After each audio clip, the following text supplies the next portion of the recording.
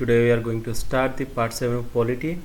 Today's topic is fundamental rights, which comes under the part 3 of the Constitution, Article 12 to 35. We are going to discuss today. So let's start our today's session. 1.1 Classification of fundamental rights.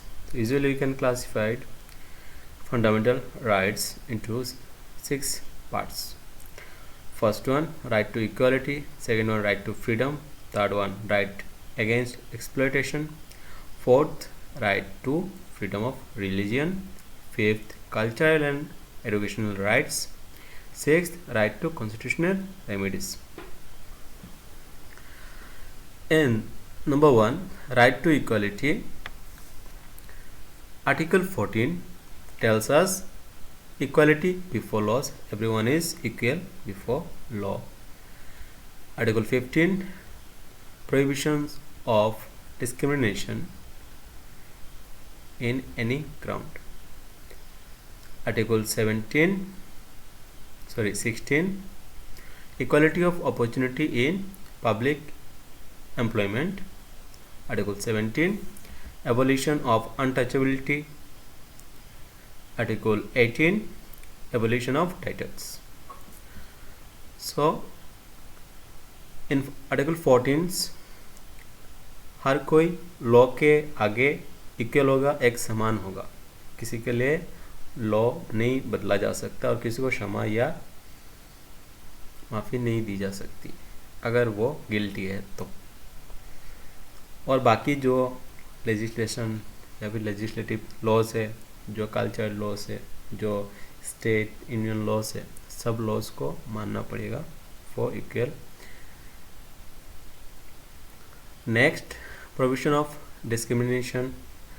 किसी भी तरह से discriminate नहीं कर सकते हम किसी को भी, ना काला गोरा, ना अंधा, ना लंबा, ना मोटा, ना किसी भी हालत में, ना रिलीजियस बेसिस में, ना फेथ, ना बिलीफ, ना किसी चीज़ के ऊपर. All are equally must be treated. For Article 16, equality of opportunity in public employment. हर किसी को इक्वल अपॉर्चुनिटी मिलना चाहिए पब्लिक एम्प्लॉयमेंट में भागीदार होने के लिए. Article 17, abolition of untouchability. छुआछूत जो पुरानी प्रथा है, इन सब प्रथाओं को हटा दिया गया है और अब कोई किसी कारण किसी अनऑफिशियली किसी भी दौरान ये छुआछूत जो है उच्च की जाति, नीच की जाति, ये वो जो भी है, यू मे अंडरस्टैंड, हम ये सब एवोल्यूशन करते हैं, खंडित करते हैं. ऐसा नहीं हो सकता.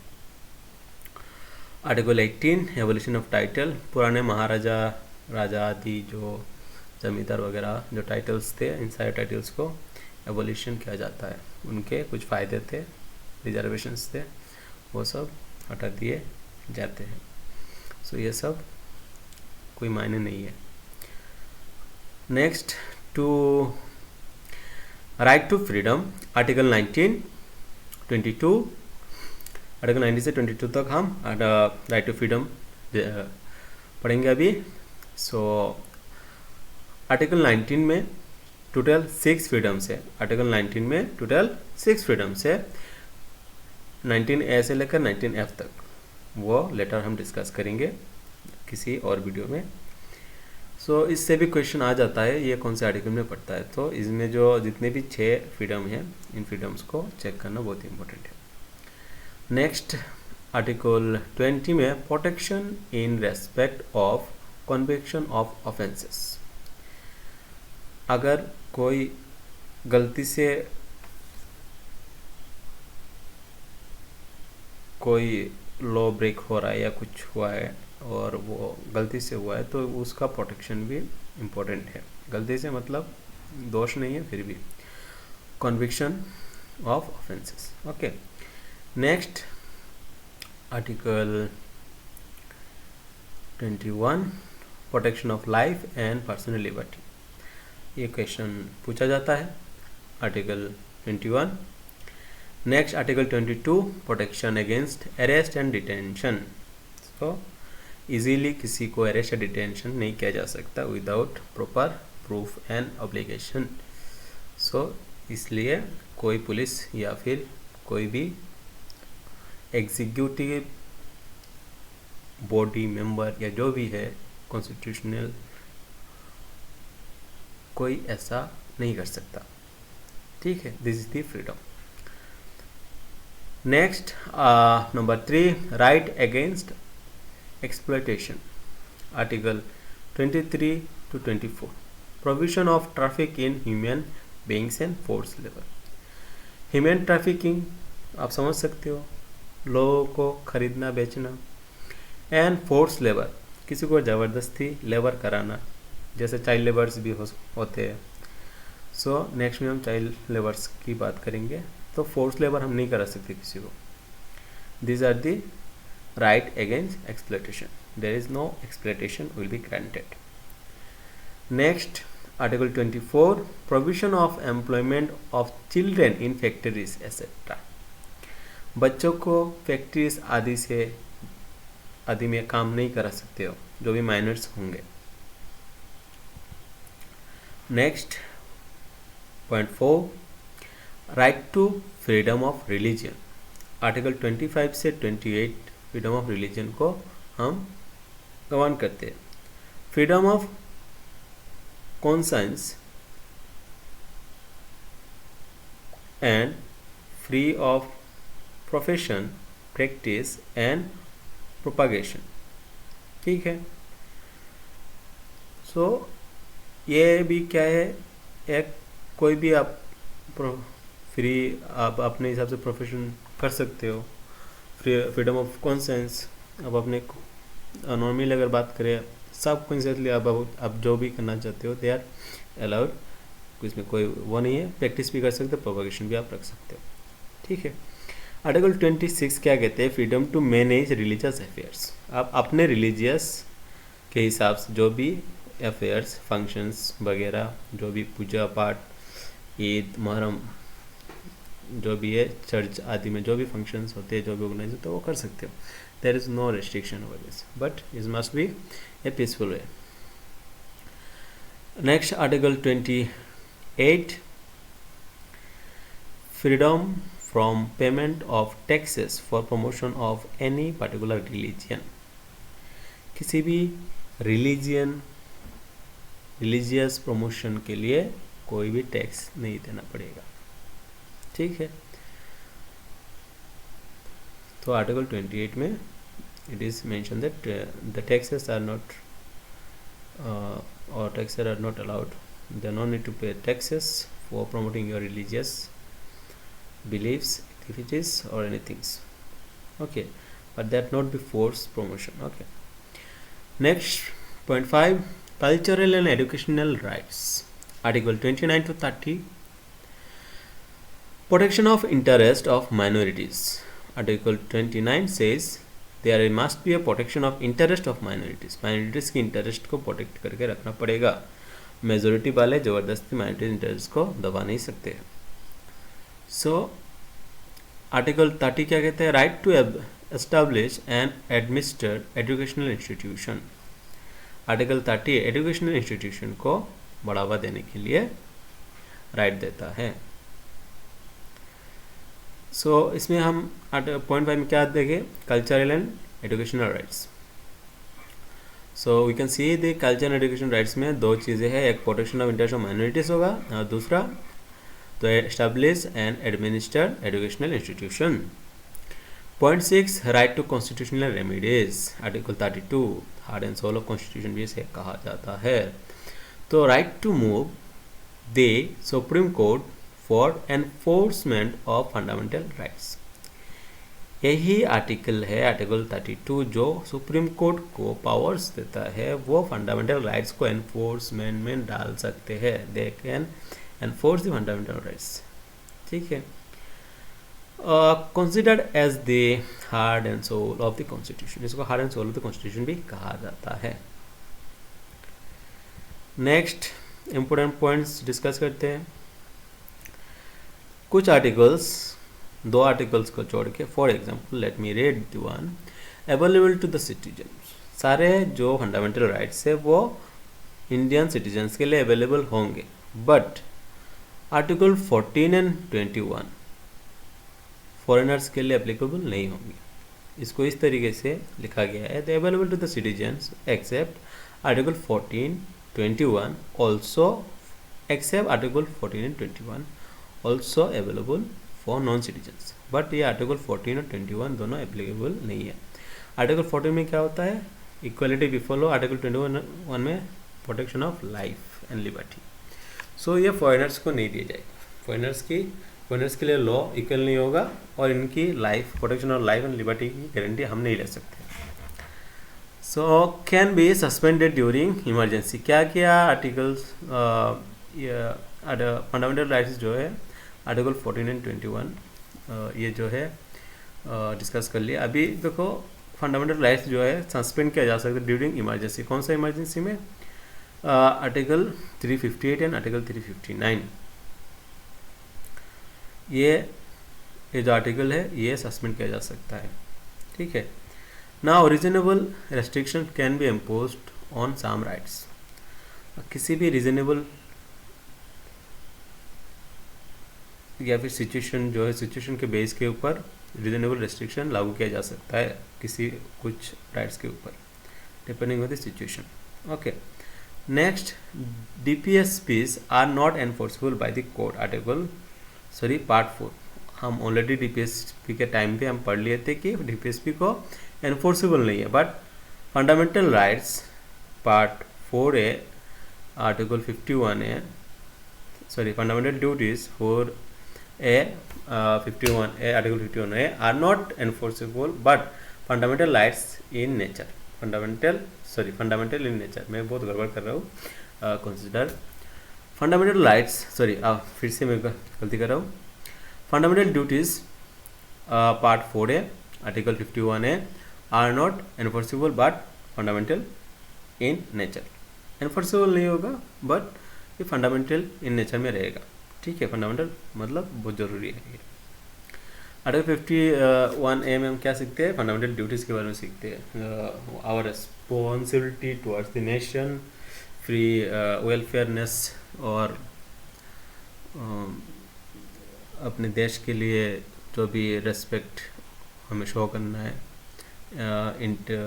यूनिटी एंड इंटीग्रिटी को बेहतर करने के लिए, एक्सेट्रा हमने ऑलरेडी डिस्कस कर चुके हैं।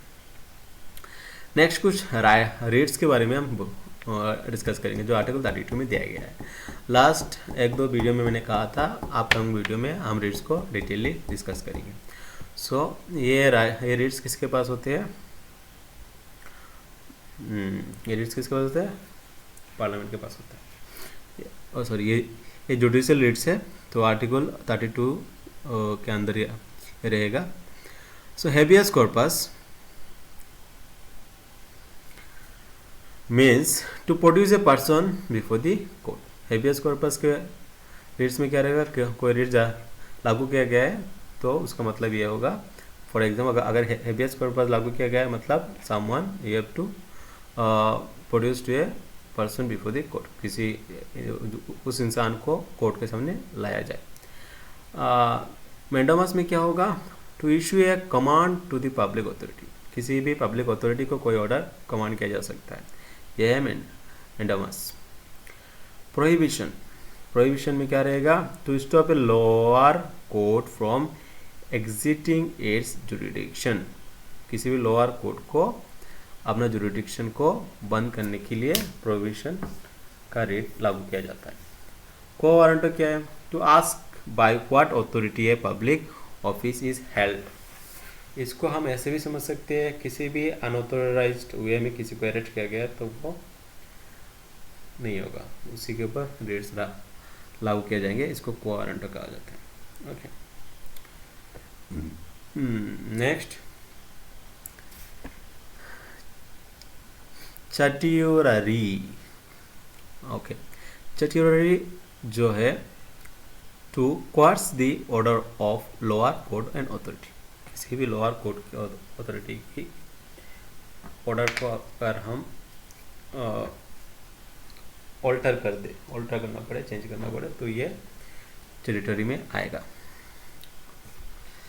नेक्स्ट MCQs में हम देखेंगे तो which article guarantee rights to the constitutional remedy. Article 32 right to equality in contents in which article. Right to equality किस में जाएगा?